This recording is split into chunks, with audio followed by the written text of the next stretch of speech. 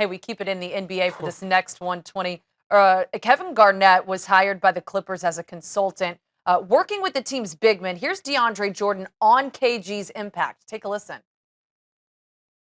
Yeah, I mean, it's just little small things that he's teaching us, man. He's so intense, and we're really lucky to have him. I'm really lucky to have him working with me and our team, and I'm just taking a lot of things from him and learning and just picking at his brain, but it's helping us out as a whole. The Clippers picked up their 6th straight win today. Is it legit or not to say KG's influence has been the reason for this 6-game win streak? It's a reason. The reason players play, coaches, and then consultants do those jobs. They do not get to contribute for 1 point, assist, or rebound.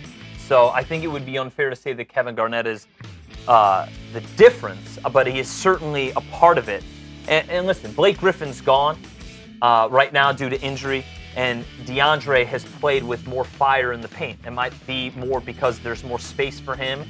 He does feel more liberated when Blake Griffin's not in the lineup, but that's just because he knows that more is expected of him, particularly in the offensive sense. So on Saturday evening, he goes 11 for 12 from the field. He's still a terrible free throw shooter, but Kevin Garnett was, in my opinion, the Energizer Bunny of his era. Played 20-plus years, and he then went to Boston. His relationship with Rivers, who was the coach when the Celtics won their only title post Larry Bird, he knew what he was getting. So obviously Rivers knew what he was getting, and he knew he didn't have to worry about the influence there. Garnett is one of the most versatile and dynamic big men ever, and so I think DeAndre Jordan, more than any other guy in their lineup, can pick his brain and apply it firsthand right away on the floor. When Garnett was the go-to guy in Minneapolis, Minnesota, for the Timberwolves for 10-plus years, he was averaging 23 and 13. And I think that is what DeAndre Jordan should be looking for. Honestly, when Blake's playing, he should be averaging 15 points a game.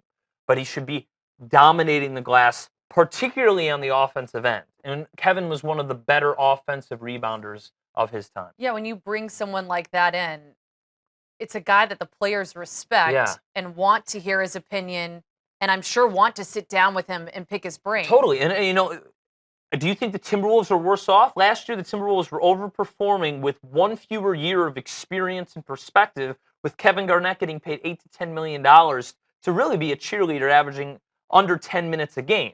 And now they've digressed. I mean, when you're young, and by the way, Blake Griffin and DeAndre Jordan in their 20s, they are young. Mm-hmm. They are still impressionable, particularly a guy that has been there, done that, and can then say that and do that. And he's one of the most intense guys. He's the Ray Lewis of the NBA. Both came in at the similar time, and they, I think, on the field or the court, but then also with their voice, adding an unparalleled environment and dynamic that you can't get. You can't pay for that. DeAndre Jordan was trapped in his house and was swayed away from the Mavericks to sign an extension, long-term max deal to the Clippers. I mean, that's an immature act. So Garnett can bring in not just levity, but experience. And quite frankly, what I don't think the millennials and those that are born 2000 beyond have enough, which is tough love. Immature, but funny, Scott. It was funny. Which part? That he got locked in his house. Yeah, that was crazy. That was insane. I feel like it... Illegal. Yeah. Lots of things that weren't legal going on there. Yeah. But, hey, it was fun for us to follow along on social media.